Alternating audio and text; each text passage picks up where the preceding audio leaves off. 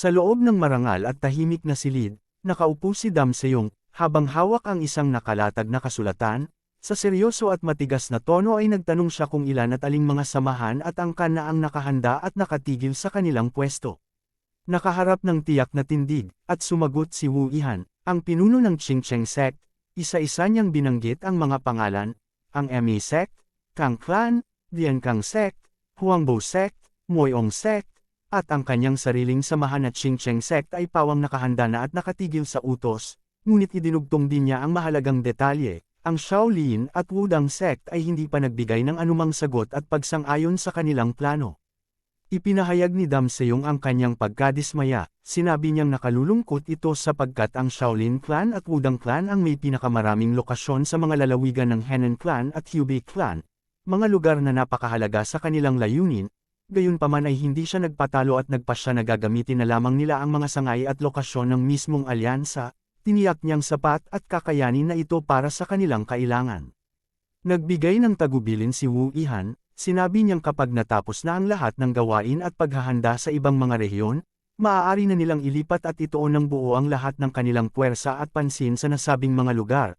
Sumang-ayon agad si Dam Seyong at idinugtong ang kanyang sariling layunin. Sinabing ito ang tamang pagkakataon upang tuluyang alisin at paksain ang lahat ng tinatawag niyang mga parasito ang mga taong nakikinabang lamang at umaasa sa kanila ng walang maibigay na kapalit. Mula sa kinalalagyan ni Wu Yihan, inihayag niya ng malinaw at tiyak na siya na ang magsisimula at magpapatupad ngayon ng ikalawang bahagi at yugtong ng kanilang nakaplanong gawain. Bilang sagot ay maikli ngunit matibay na pumayag at nagbigay ng pahintulot si Dam Seyong. Sa panibagong bahagi ng silid, makikita ang mga pintong may gintong palamuti at disenyo. Mula sa loob ay tinawag at inanyayahan ni Dam Seyong ang isa pang mahalagang tao, sinabing pumasok na ang pinuno ng Heaven and Earth Pavilion, upang makaharap. Habang nakatayo sa bakana ng pinto at kakatapos lamang pumasok, nagtanong ang pinuno ng Heaven and Earth Pavilion kung ano ang nais ng pinuno ng alyansa at kung bakit siya ipinatawag. Agad naman itong tinanong pabalik ni Dam Seyong kung nasaan at kung saan naruroon ngayon ang young leader ng demonic cult. Sumagot agad ang Heaven and Earth Pavilion at sinabing kasalukuyan itong nasa paligid at malapit sa lungsod ng Zuchang sa lalawigan ng Henan. Habang nakatingin sa malayo si Dam Seyong, nagtanong siya kung saan niya inaasahang pupunta at tatanggo ang young leader ng demonic cult. Sumagot ang Heaven and Earth Pavilion ng may tiyak na hinuha. Sinabing inaakala niyang ang susunod na pupuntahan nito ay ang lungsod ng Zhangzhou, kung saan naroon ang pinakamalapit na sangay ng Hao sect mula sa kanyang kasalukuyang kinalalagyan. Lumingon at tumingin ng seryoso si Dam Seyong sa Heaven and Earth Pavilion, at ibinigay niya ang maikli ngunit tiyak na utos, sinabing ipadala at ipatawag agad si Hyun Yang upang gampanan ang itinakdang gawain. Inilarawan si Hyun Yang bilang taong lubos na tapat at nakalaan sa mga aral ng Taoismo, kaya't tinawag siyang The Enlightened, ngunit idinagdag din ang malaking pagbabago sa kanyang buhay. Naligaw siya ng landas matapos niyang makilala si Dam Seyong, at sa ngayon ay isa na siya sa 10 pinakamahusay at lihim na mandirigma ng espada na nasa serbisyo ni Dam Seyong. Nagpahayag ang Heaven and Earth Pavilion ng kanyang pag-aalinlangan, sinabi niyang hindi niya inaasahan at tila hindi kapanipaniwala na mangyayari ito. Ngunit kung sakaling matalo man ang kalaban si Hyun Yang ay magiging mabigat na bagay ito. Sa halip na mag-alala ay sumagot si Dam Seyong ng may kakaibang pananaw, sinabing kung mangyari man iyon ay magiging mabuti pa rin iyon at may magandang dulot para sa kanila. Patuloy na ipinaliwanag ni Dam Seyong kung bakit mahalaga at malakas si Hyun Yang, sinabing tinatawag siyang Legend of Wudang, bagamat tila kinalimutan at iniwan na siya ng samahang Wudang, nandoon pa rin at nananatiling matibay ang kanyang pinagmulan at ugat mula rito, bagay na hindi madaling alisin at baguhin. Nabigla at nagtaka ang Heaven and Earth Pavilion, habang nagtanong kung ano ang ibig sabihin ni Dam Seyong. Inilahad ni Dam Seyong ang katotohanan tungkol sa Wudang clan, sinabing mas mataas at mas matibay ang katayuan nito kumpara sa Mount Hua clan at Zhongnan clan, at may matibay na dahilan kung bakit iginagalang at pinararangalan ito ng lahat kasabay ng Shaolin clan. Idinugtong pa na kahit sinasabi ng marami na ang mga tradisyonal na samahan ng Merem ay nahulog na sa kasamaan at katiwalian, sa puso at paningin pa rin ng karamihan ay nananatiling sa gisag at katawan ng katarungan ng Shaolin clan at Wudang clan. Sinabi ni Dam Seyong kung sakaling makipaglaban ang young leader sa isang dating masters at dalubhasa sa sining pandigma ng Wudang, magkakaroon ito ng malaking epekto. Agad niyang idinugtong ang mas malalim na kahihinatnan. Sa sandaling kumalat ang balita tungkol sa labanang ito, ang lahat ng magandang pangalan at imaheng isang mabuting tao na matagal nang itinatayo at pinaghirapan ng young leader ay tuluyang guguho at mawawasak sa harap ng lahat. Sa ilalim ng liwanag na tumatagos mula sa gilid at nagbibigay ng matalas na anino sa kanyang mukha, nakatingin si Dam Seyong ng matalim at may matibay na pasya, binigkas niya ang kanyang utos, sinabing ngayon na ang panahon upang itulak at dalhin ang young demonic dragon, hanggang sa dulo ng bangin, upang wala na siyang matakbuhan at mapuntahan pa. Lumipat ang tagpo kung saan makikita ang mabilis na pagkilos at pag-ikot ng isang malaking gulong ng karwahe, habang nagsalita si Sorayang nabilis pa ni Dangpil ang pagtakbo. Sa gitna ng madilim na kagubatan na may metatiyog at malalaking sanga sa daan, makikita ang gumagalaw na karwahe at mga dambuhalang nilalang, na mabilis na naglalakbay. Sumagot agad si Dangpil ng may katapatan, tinatanggap ang utos at sinabing naiintindihan niya at susunod agad sa young leader. Sa loob ng karwahe na may malambot na upuan at kurtina sa bintana, nakaupo si Sorayang sa gitna habang nakahalukip-kap at seryoso ang mukha. Nagtanong si Gugo ng may pag-aalala. Sinabi niya na baka mas mainam at mas ligtas na manatili na lamang sila at huwag nang umalis mula sa lungsod ng Zhujiang, ngunit tiyak at matatag na tumanggi si Sorayang at sinabing mas mabuti at kailangan na sumama rin ang mga nilalang sa paglalakbay. Sinabi ni Sandrine na kung itutuloy nila ito, malalantad at malalaman ng lahat ang tunay na ugnayan at samahan ng Divine Cult at ng House Sect, na maaaring magdulot ng mas malaking gulo at panganib. Sa kabila nito ay hindi nagpatinag si Sorayang, sinabing kahit ano pa man ang mangyari at kahit ano pa ang malantad, hindi niya kayang manatili lamang at walang gawin, habang nasa panganib ang kanyang mga kasama. Ipinaliwanag ni Sorayang na sa ngayon ay sila ang pinakamalakas at pinakamakapangyarihang puwersang kayang tumulong at sumuporta sa House Sect. Idinugtong pa niya ang kanyang hinuha. Naniniwala siyang alam na rin at naiintindihan na ito ng pinuno ng Righteous Heavenly Alliance, at alam na rin ito na magkasama at nagtutulungan na silang dalawa sa ngayon. Kitang-kita sa mukha ni Sandrine ang matinding pagkabahala, nanlalaki ang kanyang mga mata, habang pilit na nagsasalita at tumawag sa pangalan ni Sorayang bilang young leader upang pigilan ito at ipaalam ang kanyang takot at pagtutol sa napagpasyahan nitong kilos. Humarap ng bahagya at seryoso ang tingin ni Sorayang, sinabi ni Sorayang na lubos niyang naiintindihan at alam na kung ano ang ibig sabihin at nais iparating ni Sandrine, hindi na niya kailangang ipaliwanag pa ng mahaba dahil buo na ang kanyang pagkaunawa sa mga alalahanin at panganib na nakikita nito. Inilahad ni Gugo ang mga dahilan ng pag-aalinlangan, sinabing hindi nararapat at hindi maganda para sa taong kasing taas at kasing timbang ng kanyang katayuan na laging nagmamadaling pumunta at humarap sa bawat lugar kung saan may nangyayaring gulo at pangyayari. Idinagdag pa na bagamat naglalagay ito sa kanya sa sariling panganib, mas malaki pa ang masamang epekto, maaaring isipin at ituring ng mga tao na mahina at hindi seryoso ang Divine Cult dahil sa ganitong pagkilos. Sa kabila nito ay malinaw na sinabi ni Sorayang na alam at batid niya ang lahat ng ito, at gayunpaman ay mananatili sa kanyang pasya. Nakatingin si Gugo kay Sorayang at sinabi niya sa kanyang palagay ay dumating na ang tamang panahon at oras upang simulan at tapusin ang kanilang ginagawa. Sinabi ni Gugo na tila walang hangganan at sukatan ang katapangan at pasya ng young leader. Bagamat kahanga-hanga at kahangahangang gawin ang kanyang ginagawa, kung titingnan naman ito sa ibang pananaw ay nagpapahiwatig din ito ng matinding panganib, na handa siyang harapin ang mga panganib kahit walang sapat na kaalaman at paghahanda, at patunay na mayroon ng bahagi ng kanilang nakaraang gawain at yugto na tuluyan ng nagwakas at nagtapos na. Seryoso ang kanyang mukha, habang humihingi ng pahintulot, sinasabing mayroon siyang nais imungkahi at sabihin. Agad naman itong pinayagan ni Sorayang at sinabing magpatuloy at sabihin na niya ang kanyang nais.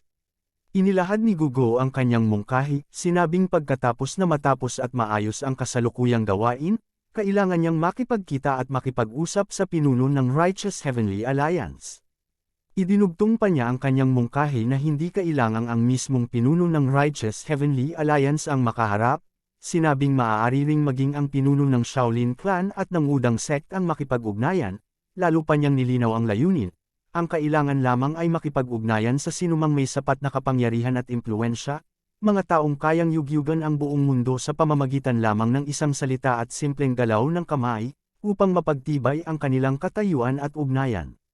Sa labas ay makikita ang mabilis na paggalaw at pagdaan ng mga puno at tanawin, habang patuloy ang kanilang paglalakbay, habang nagmamadaling umusad patungo sa kanilang patutunguhan.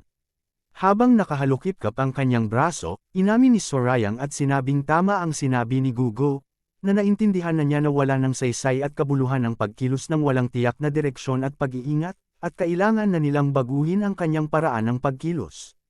Seryoso tumingin si Sorayang, habang tinitiyak na tatanggapin at susundin niya ang lahat ng mungkahi, sinabing gagawin niya ang lahat ayon sa napagkasundoan at sinabi ng kanyang kasama, at handa na siyang harapin ang susunod na yugto ng kanilang plano. Inamin ni Gugo na batid niyang naging masyadong matalas at mahigpit ang kanyang pananalita kanina, at hinihiling niyang parusahan siya ni Sorayang dahil dito. Sa halip na magalit ay itinaas ni Sorayang ang kanyang dalawang kamay sa harap, habang nakangiti ng may pag-aalinlangan at pagpapakumbaba. Tumugon naman siya ng mahinahon, sinabing hindi niya ito mapaparusahan dahil ang ginawa lamang nito ay turuan at itama siya, at pinaalalahanan pa itong huwag maging ganoon at huwag masyadong magpakabahala. Biglang nagbago ang ekspresyon ni Sorayang, habang nakatuon ang kanyang pansin sa isang bagay na mahalaga at hindi dapat palampasin. Sa labas ay makikita ang dalawang kabayong humahatak ng mabilis, habang naririnig ang sigaw ni Dangpil upang lalo pang pabilisin ang pagtakbo.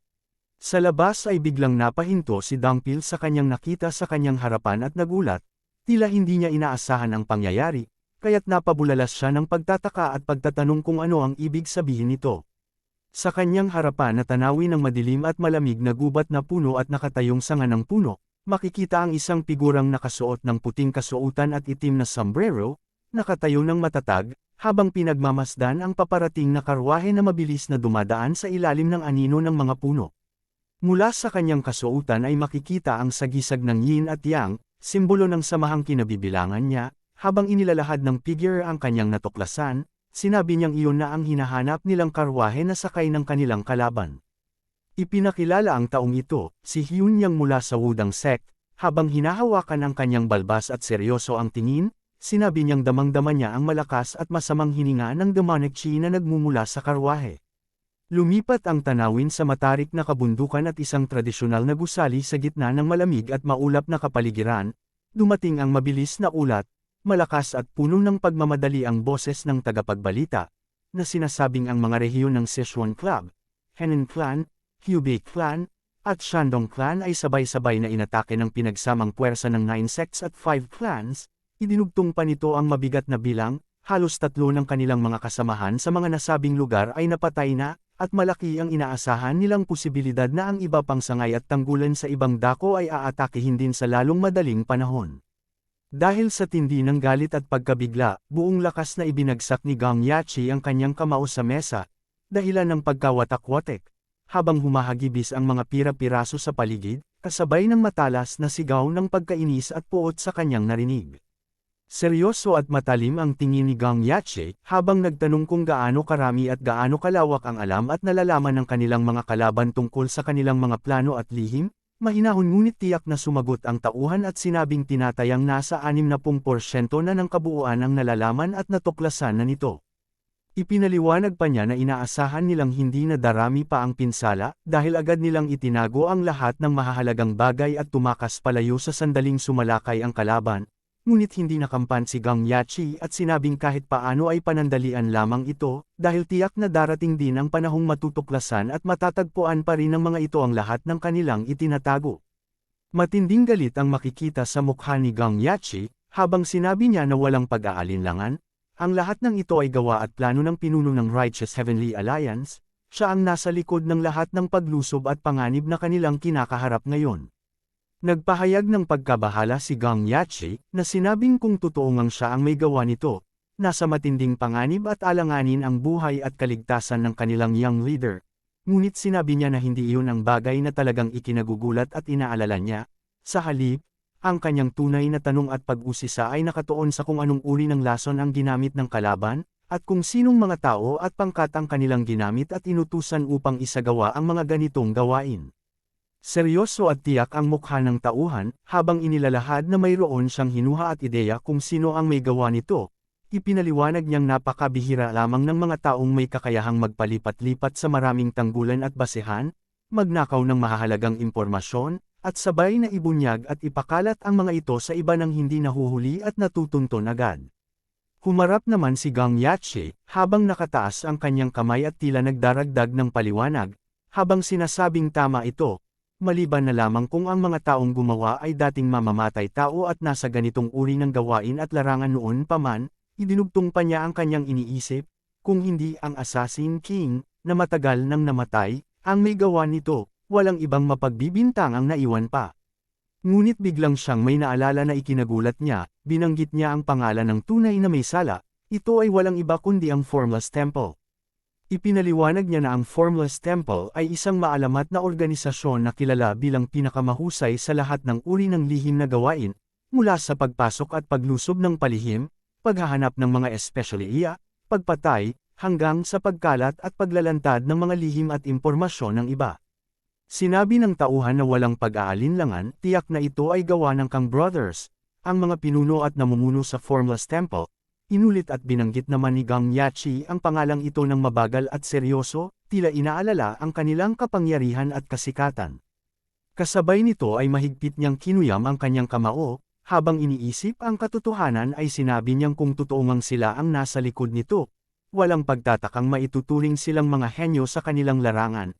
Ngunit idinugtong din niya ang mas mabigat na katotohanan, sa kasalukuyan ay wala silang kakayahan at sapat na lakas upang pigilan at harangin ang mga ito, nasa kalagayan sila na hindi pa makagawa ng anumang hakbang upang mapigilan ang patuloy na pagkilos ng samahan.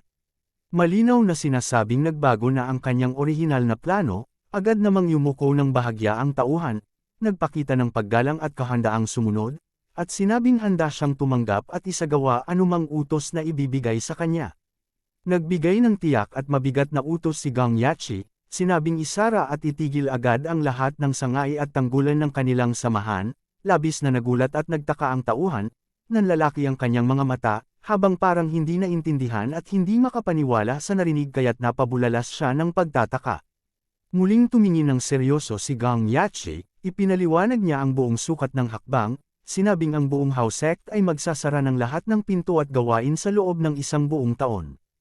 Patuloy na nagpahayag ng pagkabahala ang tauhan, nanlalaki ang mga mata at puno ng pag-aalinlangan, habang ipinaliwanag ang mga kahihinatnan, sinabing bagamat kailangan ito, magdudulot ito ng malaking pagkalugi at kawalan ng kita sa loob ng isang taon, idinugtong pa niya na libo-libo na ang mga kahilingan at gawaing tinanggap na nila noon pa, at kung isasara nila ang lahat ay mapipilitan silang kanselahin at ipagpaliban ang lahat ng ito, bagay na hindi maganda at nakapinsala sa kanilang pangalan at ugnayan.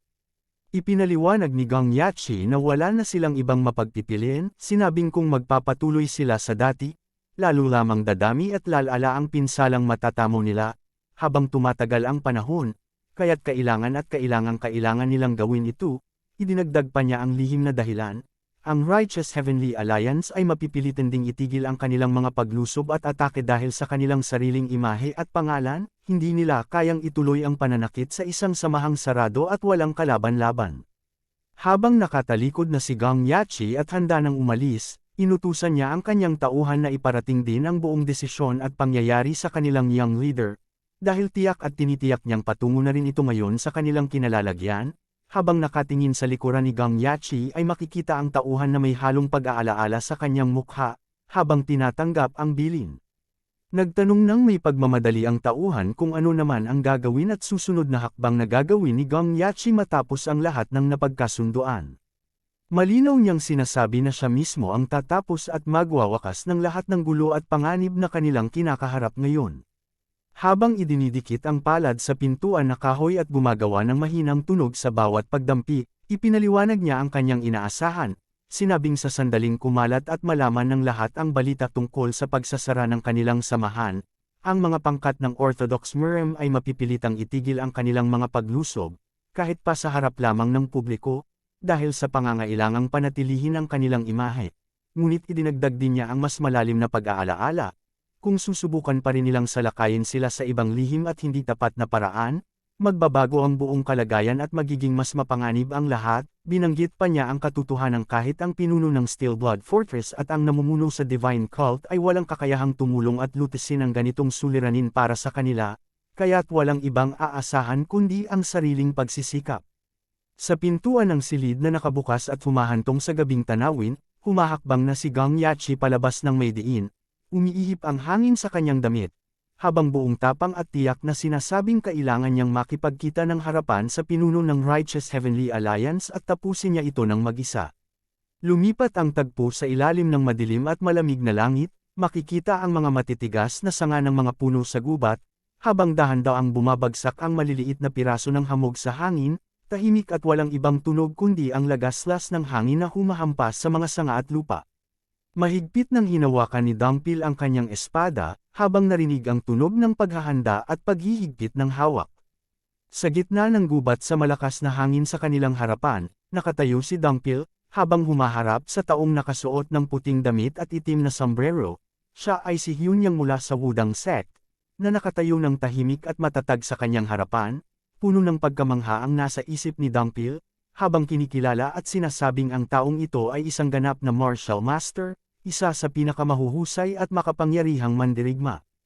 Patuloy niyang sinuri ang kakayahan ni Hunyang, napagtanto nito na ang lakas ni Hunyang ay higit pa sa mga matatandang pinuno at nakatatanda ng alinman sa 9 sects, at nasa antas na ito sa pasukan ng Evolutionary Realm, isang mataas na antas ng kapangyarihan. Sa kanyang puso at isip ay buo ang kanyang pagkilala at pagtanggap na mas malakas at mas mahusay ito ng husto kaysa sa kanyang sariling kakayahan.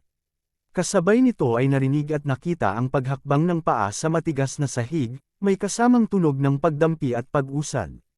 Mula sa gilid ng karwahe ay binanggit ni Sorayang ng malinaw at tiyak na ang nakatayo sa harap nila ba ay galing sa Wudang Sect. Humarap si Sorayang na may seryoso at matalas ang tingin. Habang idinugtong ang kanyang pagsusuri, sinabi niyang bagamat galing sa Wudang Sect, kabilang naman ito sa naunang henerasyon ng mga tagapagsanay, agad ding nagtanong kung bahagi ba ito ng Hyun Generation, ang pangkat at lahi kung saan kabilang ang Hunyang na kanilang kaharap ngayon. Nakakunot ng husto at puno ng matinding pagdududa ni Hunyang, sinusuri niya ang bawat galaw at hininga ni Sorayang, habang ang paligid ay nananatiling malamig at tahimik. Seryoso at matalas ang kanyang tingin sa kanyang harapan, binanggit niya ng malinaw at walang paligoy-ligoy ang kanyang tanong, kung ito ba ang kilala at kinatatakutang young leader ng demonic cult. Tumugon agad at walang pag-aatubili si Sorayang, nakatayo na sa harap nito. Sumabog naman sa tawa si Hunyang, habang ipinaliwanag ang naging kalagayan. Sinabing ipinadala siya rito upang turuan at parusahan lamang ang isang simpleng tauhan ng landas ng demonyo, ngunit napagtanto niyang maling impormasyon ang kanyang natanggap at hindi ito ang inaasahan niyang kaharap. Habang pinagmamasdan ng young leader, inamin ni Hunyang ang katotohanang hindi niya kayang supulan at pigilan ang makapangyarihang demonic chi na lumalabas mula rito, kahit pagamitin niya ang sarili niyang lakas at hininga. Napagtanto niyang hindi ito karaniwang tauhan lamang, kundi ang mismong hari ng namumuno sa ganitong uri ng kapangyarihan. Sa kabilang dako, nasa isip ni Sorayang ang pagtataka, sinasabing wala siyang matindaan na mayroong ganitong anyo at kakayahan sa mga taong kilala niya, idinugtong pa niya ang kanyang sariling kaalaman. Alam niya ang lahat ng tinatawag na hidden swords at lihim na pamamaraan ni Dam Seong, at wala sa mga ito ang katulad ng taong kanyang kaharap ngayon. Habang nasa kanyang isip ang hinuha, iniisip niyang maaaring tinanggap at isinama lamang ang taong ito matapos ang kanyang sariling kamatayan noon, o kaya naman ay itinago at pinanatiling lihim ang pag-iral nito kahit sa kanya pa mismo, kaya't hindi ito nakilala at nakita niya noon pa man. Muli niyang itinanong ng tuwid kung sino nga ba talaga ang kaharap nila. Sumagot naman si Hunyang na may halong pagsaway at pagmamalaki, sinabing masyadong nagmamadali at walang galang ang young leader, tila dahil sa pag-aaral ng sining ng demonyo, at hindi man lang isinasaalang-alang na siya ay mas nakatatanda at nararapat igalang. Kasabay nito ay mamakita ang kamay ni Sorayang na nagniningning sa matingkad na pulang liwanag, sinabi niya ng may matibay na tono at walang pag-aalinlangan na wala siyang sapat na panahon upang hanapin at patayin ang bawat isa sa kanilang pangkat isa-isa, kaya naman inutusan niya si Hunyang na iparating agad sa lahat ng nagtatago sa paligid na lumabas na sila at huwag nang magtago pa. Nagulat at halos hindi makapaniwala si Hunyang, nanlalaki ang kanyang mga mata, habang napabulalas sa pagkamangha sa kakayahan ng young leader na maramdaman ang mga nakatagong tao sa paligid, ngunit bago pa man siya makadagdag ng sasabihin, biglang sumabog ang makapangyarihang puwersa mula kay Sorayang, nagkalasag ang mga sanga ng puno, at tumalbog ang matinding ingay sa buong gubat, habang tumalsik ang mga piraso ng kahoy sa paligid. Sunod-sunod nang pinakawalan ni Sorayang ang kanyang demonic chi patungo sa nakatagong mga kalaban sa paligid, Kasabay nito ay lumitaw ang mga nakatagong tauhan, nakatikip ang mukha at may hawak na sandata, na napahinto at napilitang lumabas dahil sa tindi ng lakas na hamampas sa kanila. Nagkalat ang mga nabuwal na puno at alikabok sa buong paligid habang tila nayanig ang buong lupa. Dahil sa takot at pagkataranta, sumigaw ang isa sa mga pinuno ng pangkat na maghiwa-hiwalay at tumakas na silang lahat. Agad na tumalon at tumakbo ang iba't ibang tauhan sa iba't ibang direksyon sa pagitan ng mga puno at basag na sanga. Ngunit habang tumakbo nasa napahinto ang pinuno, nanlalaki ang mga mata at puno ng takot ang mukha. Habang napabulalas na hindi niya maigalaw ang kanyang sarili at tila nakadikit ang kanyang mga paa sa lupa. Sa sumunod na sandali ay biglang sumabog ang kanyang ulo sa paligid, nagkawatak-watak at kalaman, nagkalat ang mga pira-piraso at usok, habang narinig ang malakas na tunog ng pagkawasak. Kitang-kita niyang ang biglaang nangyari sa kanyang mga tauhan, nagulat siya at nanlalaki ang kanyang mga mata at puno ng pagtataka, habang tumalsik ang mga patak ng dugo sa paligid niya. Nakatayo ng kalmado at puno ng kumpiyansa si Sorayang, habang nagniningning ang pulang liwanag sa kanyang kamay. Habang nakaturo kay Hyunyang, nagtanong siya ng may halong hamon kung nais ba niyang patayin at lipulin ang lahat ng kasama nito at siya na lamang ang matitirang buhay sa gitna ng gubat. Nanlalaki ang mga mata ni Hyunyang, nakakunot ng husto ang kilay, habang nakamasid sa natitirang epekto ng puwersa at sa katawan ng tauhan na nasa likuran niya na tila nawala ng kakayahang kumilos. Sa kanyang isip ay puno ng pagdududa at takot, tila hindi matanggap ang kanyang nakikita at nararanasan ngayon. Sa isipan ni Hyunyang ay napabulalas siya ng lubos na pagkamangha, napagtanto niyang si Sorayang ay isang ganap na martial master ng Ultimate Demon Realm, isang antas na napakabihira at napakataas.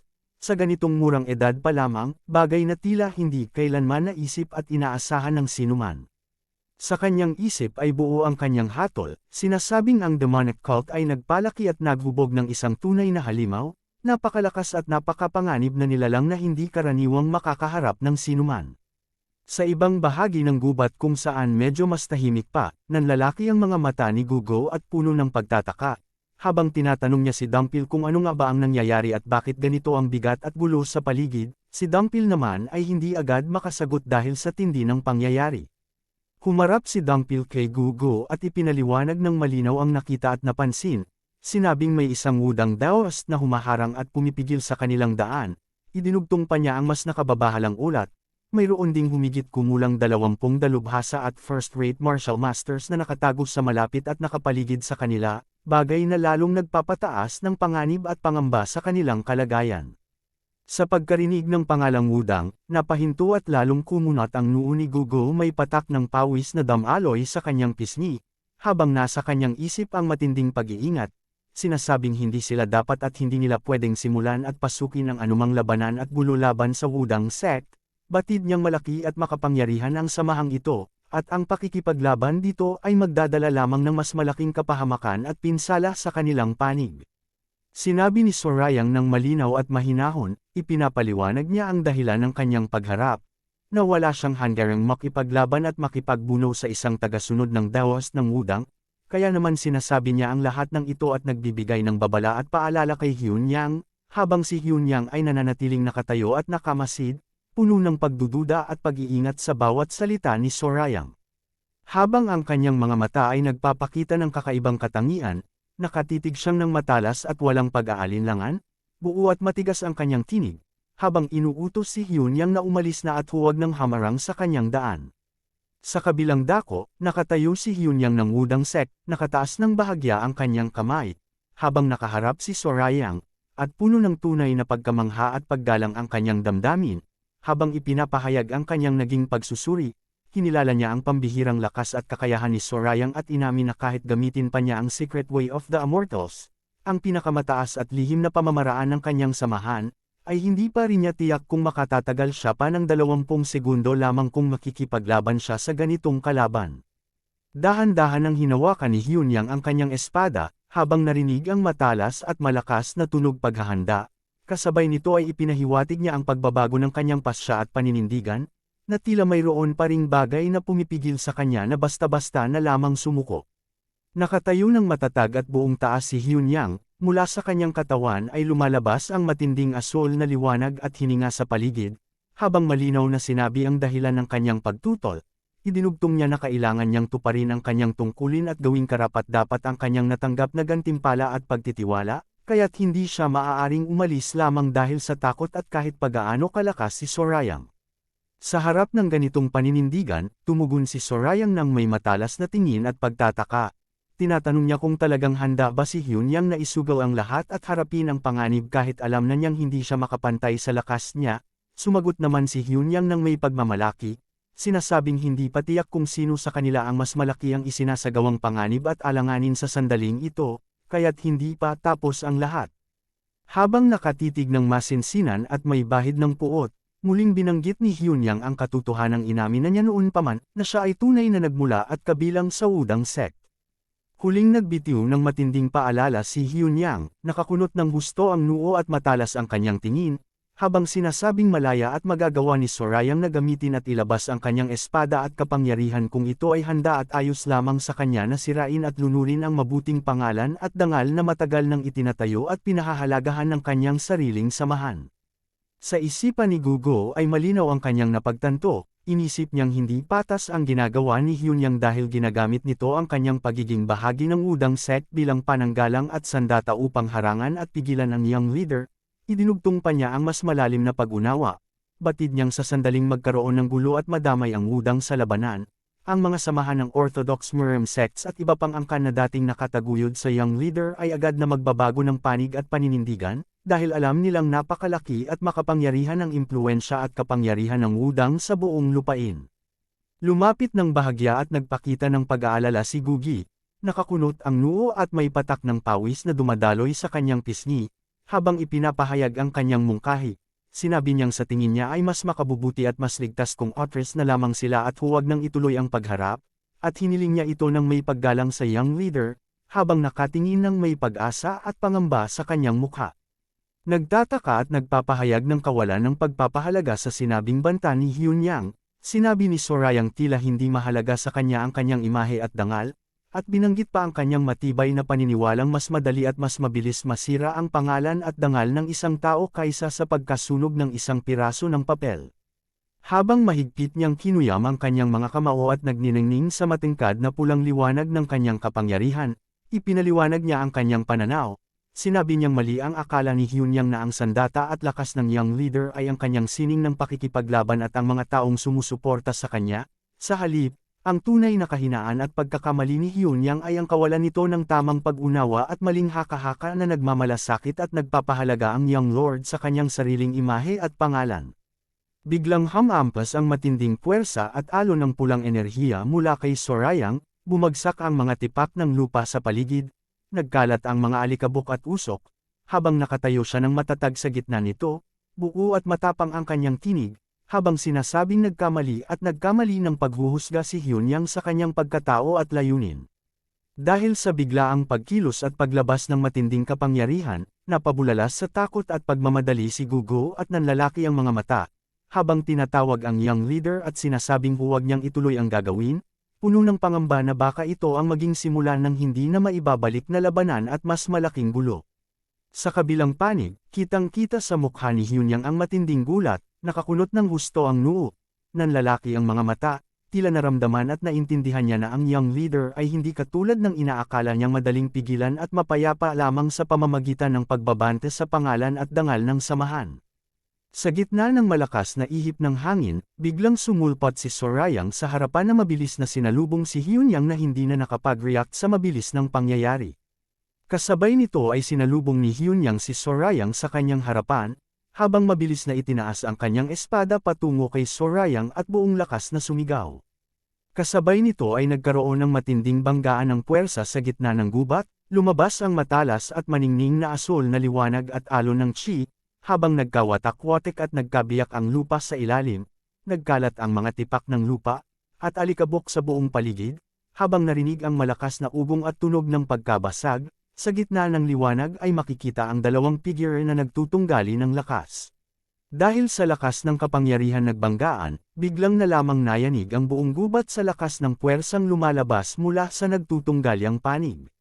Hindi rin nakaligtas ang naroon, pilit nilang sinalag ang puwersang tumagas sa kanila, habang parehong silang napabulalas sa sakit at hirap, habang naramdaman nila ang bigat at tindi ng lakas na kumakalat sa paligid at tumatama sa kanila.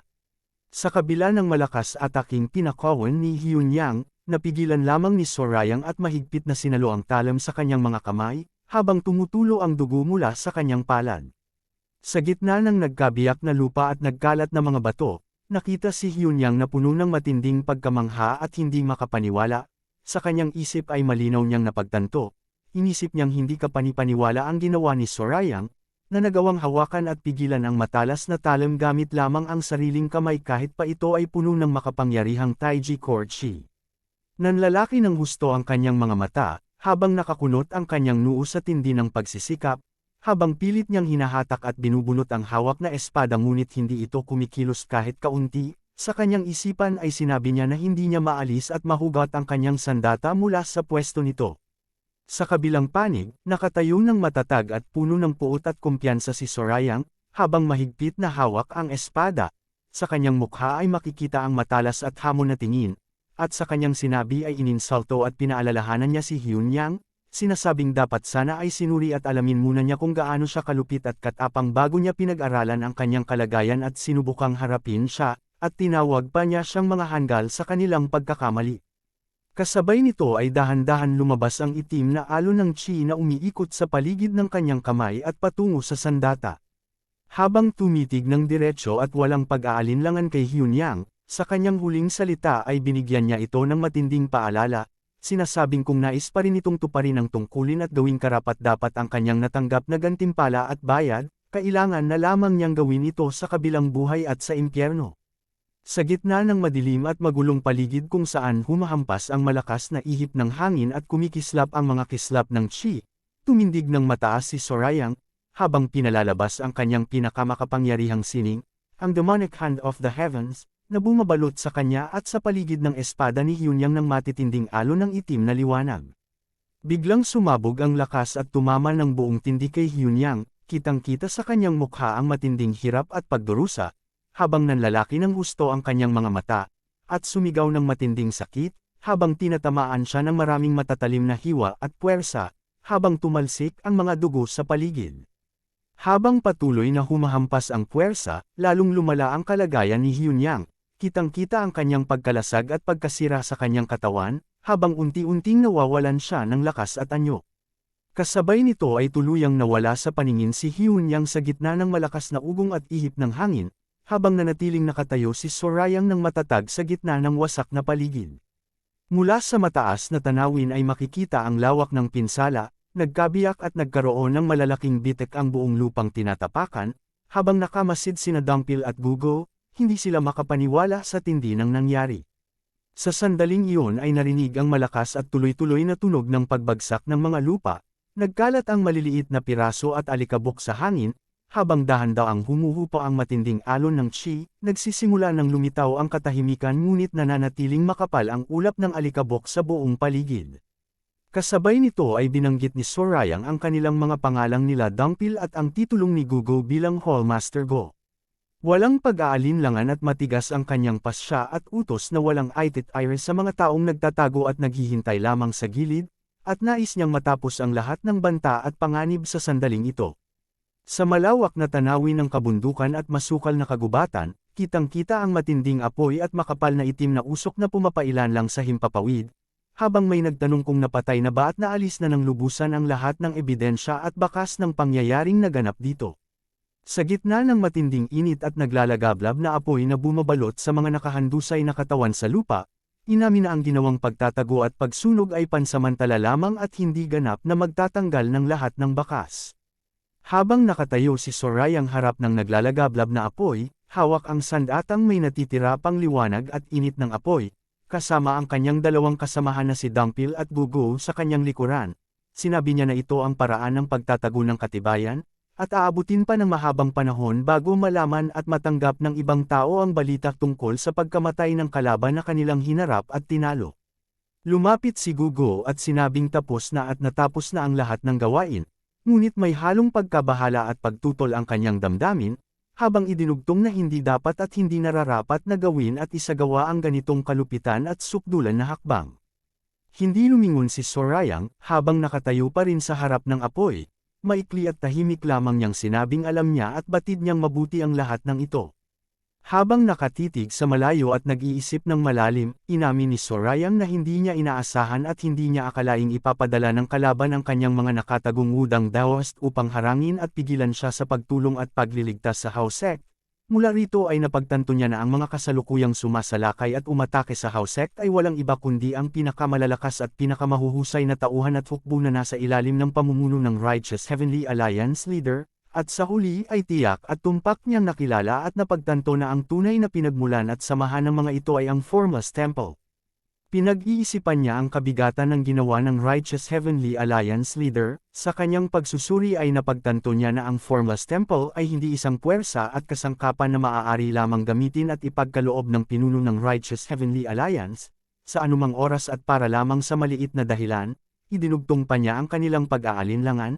Iniisip niya na kahit pa nakakainis at nakasagabal ang Haosek sa mga gawain ng alyansa, hindi ito sapat na dahilan upang ilabas at gamitin ang ganitong napakalakas na puwersa, pati na rin ang pagpapadala ng mga nakatagong udang Daoist, at tila may mas malalim at nakatagong dahilan ang lahat ng ito. Biglang nanlalaki ng husto ang kanyang mga mata at puno ng matinding gulat, habang tila may biglang tumagos na katotohanan sa kanyang isipan. Humarap si Sorayang at tumingin ng matalas at puno ng galit, sa kanyang isip ay tuluyan ng nabunyag ang katotohanan. Napagtanto niya na hindi dahil sa pagharang at pagsagabal ng Haosek sa mga gawain ng Righteous Heavenly Alliance kaya sila naharap sa ganitong panganib at gulo, kundi dahil sa kanyang sarili, siya ang tunay na dahilan. Napagtanto niyang ang kalaban ay si Dam Seong, at ang buong plano at pagkilos ay nakatuon sa kanyang pagpapahina at paggawa sa kanya na walang magawa at walang kakayahang kumilos. Sa kanyang isip ay buo at malinaw ang kanyang inamin na pagkakamali. Sinasabing kung nalaman lamang niya ito ng mas maaga at kung naintindihan niya agad ang tunay na plano ni Dam Seong, hindi sana napasok at napahamak ang Haosek sa ganitong mabigat at mapanganib na kalagayan at gulo. Biglang niyang ibinagsak ang kanyang sandata sa lupa at nagdulot ng pagkabiyak at pagkabasag nito, habang napagpasyahan niya na agad na kailangan na niyang baguhin ang kanyang hakbang. Malinaw at walang pag-aalinlangan niyang sinabi na hindi na sila tutuloy at magbibigay ng tulong sa Haosek gaya ng dati nilang plano. Ang dalawang kasamahan ay nagtinginan at nagpakita ng pagtataka at pagkalito, hindi agad na intindihan ang biglaang pagbabago ng utos. Habang nakatayo ng tuwid at nakatiklop ang mga braso, ipinaliwanag ni Sorayang ang kanyang pasya. Sinabi niyang inaasahan at inakala niyang magagawang basahin at intindihin ni Gang Yachi ang kanyang isip at tunay na layunin. Idinugtong pa niya na kahit may ilang maliliit na suliranin at aberya sa daan, naging tumpak at naiisagawa naman ni Gang Yachi ang lahat ng nais at plano niya sa tamang oras at paraan, kaya't hindi na kailangan pang sundin ang orihinal na balak at tulong sa Haosek. Ipinaliwanag niya ang kanyang orihinal na pasya, sinabi niya na kung pupunta siya sa kinaroroonan ng taong tinutukoy niya, makakapagbigay siya ng tunay na tulong at serbisyo. At ito ang pangunahing dahilan kung bakit nais niyang tumungo at maglakbay patungo sa Zhongshu. Sa gitna ng matinding liwanag at init ng apoy na patuloy na tumutupok sa lahat ng nasa paligid, biglang lumitaw ang isang tanong na puno ng pag-aalinlangan, sinasabing tila hindi tiyak kung iyon ba talaga ang tunay na nais at hangarin ng taong nais niyang puntahan. Ang tanong ay naiwan na nakabitin at walang agad na sagot, habang ang ingay at ugong ng apoy ay tila lalong nagpapabigat sa tanong na ito. Sa masukal at malamig na gubat kung saan walang ibang naririnig kundi ang ihip ng hangin, sa likuran nila ay biglang lumitaw si Sandrine na nakatayo ng tuwid at nakatiklop ang mga braso sa kanyang dibdib, at malinaw at walang pag-aalinlangan niyang sinabi ang maikli ngunit tiyak na sagot na hindi, na agad na nagbigay linaw sa lahat ng pagdududa. Habang nakatayo si Sandrine sa likuran ni Sorayang at nakaharap sa naglalagablab na apoy sa di kalayuan, idinugtong pa niya ang kanyang paliwanag.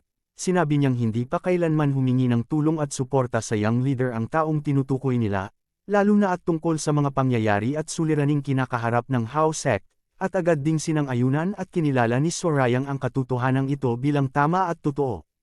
Ipinaliwanag niya ang tunay na katangian ni Gang Yachi, sinabi niyang sapat ang talino at galing ni Gang Yachi upang makaisip at makahanap ng angkop na solusyon sa anumang sitwasyon at suliranin sa anumang oras. Idinugtong pa niya na hindi dahil ayaw ni Gang Yachi sa kanyang pakikialam at pagtulong, kundi dahil alam at tiyak nitong kaya niyang lutisin ang lahat ng mag-isa, kaya naman hindi ito humihingi ng tulong sa iba. Habang nakatitig ng malalim at puno ng seryosong pag-iisip, napagtanto at inamin ni Sorayang ang epekto ng estratehiya ng kalaban, sinabi niya na mapipilitin at kailangan na ngayong gamitin ni Gang Yachi ang halos lahat ng kanyang puwersa at lakas upang harapin at lutisin ang kasalukuyang malaking suliranin, ibig sabihin ay naging matagumpay ang taktika ng Righteous Heavenly Alliance leader, napagtanto rin niya na magiging mas mahirap at masalimuot na ang lahat mula ngayon, dahil wala na siyang magiging regular at tumpak na ulat at balita tungkol sa kung sino ang humahabol sa kanya at kung paano ang takbo at kalagayan ng mga pangyayari sa buong Jiangho. Sa gitna ng malamig at maputlang kalangitan, kung saan nakatayo ang mga magaspang na sanga ng mga punong na tila nanginginig sa ihip ng hangin, narinig ang formal at magalang na pagbati na nakatuon sa Young Leader of the Divine Cult. Kasunod nito ay inihayag din na may dalang mensahe ang naghatid mula sa Young Leader of the House Sect, habang ang paligid ay tahimik. Sa bitik-bitik at matigas na lupang tinatapakan, nakatayo si Sorayang kasama ang kanyang dalawang kasamahan, habang nasa harapan nila ang isang nakatayong mensahero na nakatalikod sa kanila. Sinabi ni Sorayang na inaasahan at alam na niya kung saan tatango ang kausap, at hiningi niya ang pabor na maiparating ang kanyang mensahe bago pa man makarating doon ang taong tinutukoy niya. Agad at walang pag-aalinlangan na sumagot at pumayag ang mensahero sa kahilingang ito. Malinaw na ipinag-utos sa mensahero na sabihin kay Gang Yachi na hindi na siya makikialam at makikisali pa sa anumang gawain at usapin nito. Sa kabilang panig ay makikita ang pagtataka sa mukha ng mensahero, habang tila hindi agad naintindihan at naniwala sa sinabi. Idinugtong pa ni Sorayang ang kanyang mensahe, sinabi niyang bagamat hindi na siya magmamalasakit at makikialam sa anumang gagawin ni Gang Yachi, ipinapahayag din niya na mula ngayon ay gagamitin at hahawakan na niya ng buong lakas ang kanyang espada at sandata. Kasabay nito ay tinuwan at tinutukoy niya ang pangalan ng kanyang kasamahan, na sina Dangpil at si Gugo bilang Hallmaster Go. Ipinahayag ni Sorayang na ang bagong direksyon at patutunguhan nila ay sa west, inulit ni Dangpil ang salitang ito ng may pagdududa, nagtanong siya kung tama ba ang narinig niya. Hindi sumagot si Sorayang, bahagyang lamang ngumiti sa kanila. Sa harap ng matibay at marangyang gusali na tinatawag na Steel Blood Fortress, habang dahan-daang bumabagsak ang maliliit na butil ng nyebe sa ilalim ng maputlang langit, ibinahagi ang mabigat na balita. Sinabi na tinawag at ipinadala na ng kalaban ang puwersa mula sa 9 sects at 5 clans, kaya naman tiyak na wala ng kakayahan at tuluyang walang magawa ang House Sect upang labanan at tumindig. Kasabay nito ay inamin din na talagang ibinuhos at inilabas ng Righteous Heavenly Alliance leader ang lahat ng kanyang lakas at puwersa sa pagkakataong ito. Sa loob ng malawak at magarang silid, nakaupo ng komportable si Song Jiumbek, sa harap ng mababang mesa kung saan nakapatong ang isang sisidlan at ilang kasulatan, nakatayo naman sa ibaba at nakaharap sa kanya si Huang Gan. Sa kanilang pag-uusap ay napagkasundoan at napagtanto ni Song Jiumbek na tila ginagamit lamang at tinatanggal ng pinuno ng Righteous Heavenly Alliance ang House Sect dahil nakasagabal ito sa kanyang daan, ngunit sa mas malalim na pagsusuri ay malinaw na ang tunay na layunin nito ay itulak at pilitin ang young leader patungo sa matinding panganib at gilid ng bangin, agad ding sinang-ayunan at kinilala ni Huang Gan ang katotohanan ito. Ipinaliwanag ni Song Jiumbek ang inaasahang mangyayari kapag naayos na at napasuko na ang House Sect. Agad na ililipat at itutuon ng pinuno ng Righteous Heavenly Alliance ang kanyang atake at pagsalakay sa young leader. Sinabi rin niya na hindi nila inaasahang gagamit ito ng marahas at simpleng lakas lamang, gaya ng ginawa ng mga hanggal na miyembro ng Pang Clan noon. Agad ding sinang-ayunan ni Huang Gan at idinugtong na napakabaliw at walang saysay kung gagawin iyon, mayroon itong mas matalino at mas mabisang paraan at taktika na gagamitin. Malinaw niyang binanggit ang uri ng estratehiyang gagamitin. Ito ay tinatawag na digmaan ng impormasyon o War of Information, bilang susi sa kanilang tagumpay at pagpapahina sa kalaban. Habang humihigop ng inumin si Song Jiumbek mula sa kanyang tasa, ipinaliwanag niya ng lubusan ang plano. Sinabi na dahil hamina na ang Beggar Sect at tuluyang naparalisa at napahinto ang kakayahan ng House Sect, ang Righteous Heavenly Alliance na ngayon ang magkakaroon ng pinakamalakas at pinakamalawak na kapangyarihan at mapagkukunan sa pangangalap ng balita at impormasyon, sinang-ayunan ni Huang Gan at idinugtong pa niya na kapag hamina na ang dalawang pangunahing samahan na naghahawak ng katalinuhan at balita, magiging ganap na makapangyarihan at makakapagpasya na ang Righteous Heavenly Alliance at ang susunod nilang hakbang ay suron at gawing marumi ang pangalan at reputasyon ng young leader sa harap ng lahat. Ang mukha ni Song Jiumbek ay napuno matinding pagkadimay at pagkasuklam, habang nakakunot ng husto ang kanyang noo at tila hindi makapaniwala sa balak na narinig, Inilarawan niya ang taktikang gagamitin ng kalaban bilang isang bagay na kasuklam-suklam at napakababang uri ng pakikibaka. Kalmado at walang halong pagkadimay na ipinaliwanag ni Huang Gan na kahit masama ang tingin ni Song Jiumbek sa plano, ito naman ay napakabilis at mabisang paraan upang makamit ang layunin. Idinugtong pa niya na dahil sa kasalukuyang kalagayan, hawak at taglay na ng Righteous Heavenly Alliance ang ganap na kapangyarihan upang baguhin at manipulahin ang pananaw at opinyon ng publiko. Idinugtong din niya ang tiyak na hula, na kung magpapatuloy ito sa ganitong paraan, tuluyan ng masisira at madudungisan ang pangalan at imahe ng young leader bago pa man lumipas ang 2 buwan.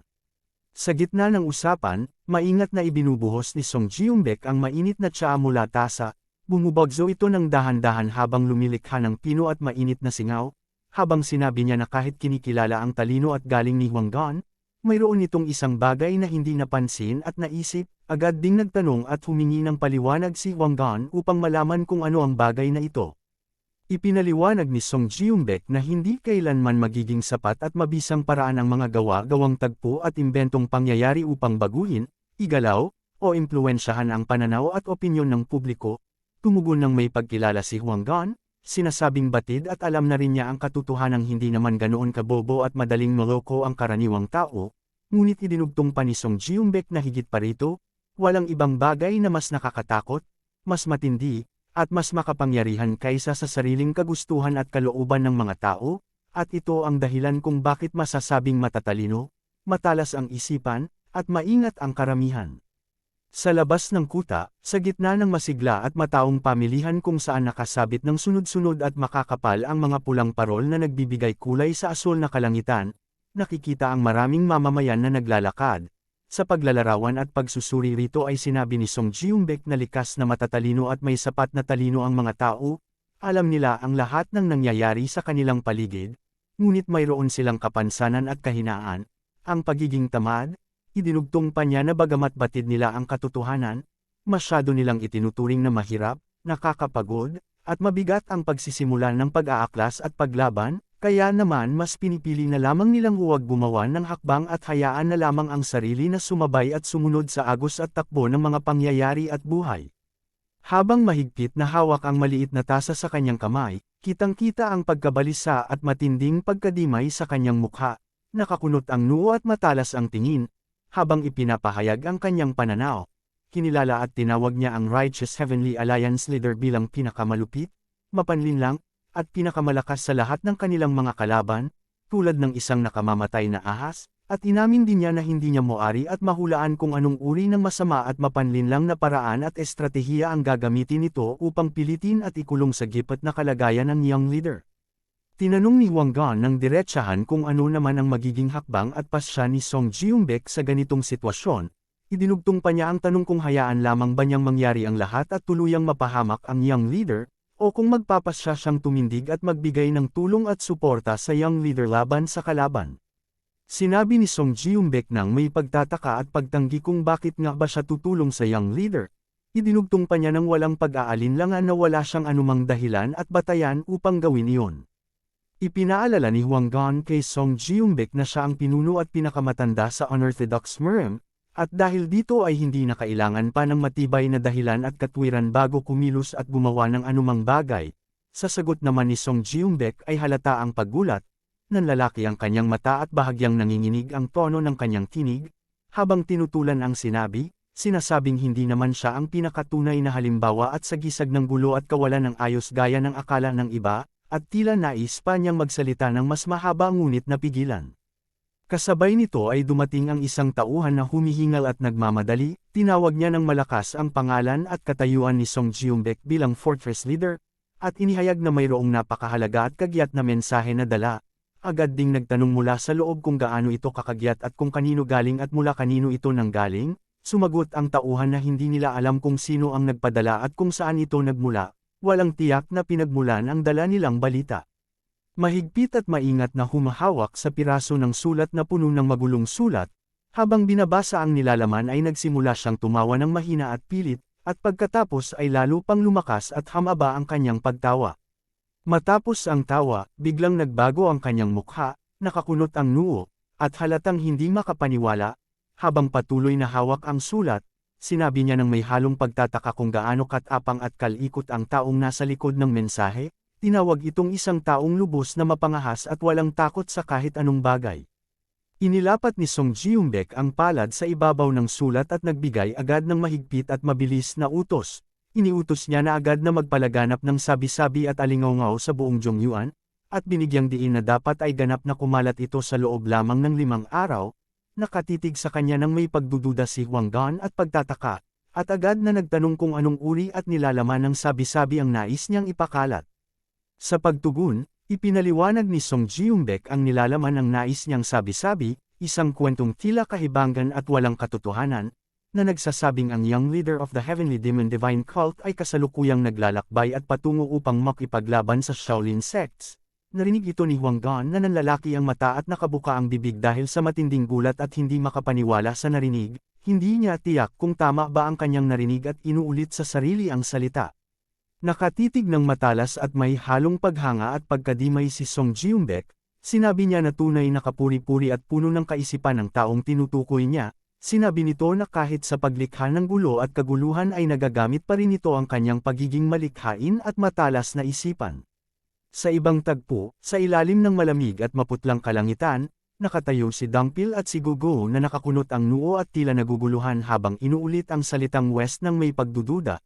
Sumagot si Sorayang ang kanyang pasya, sinabi niya ngayong ganap nang inilabas at ginamit na ni Damseong ang kanyang tunay na lakas at sandata, nararapat lamang nagantihan at suklian niya ito ng katumbas. Nakatingin ng matatag, buo ang loob, at walang pag-aalinlangan, habang nakaharap sa kanila. Malinaw at tiyak niyang ipinahayag kung saan ang kanilang patutunguhan, sila ay Taotanggo sa Shaolin sect.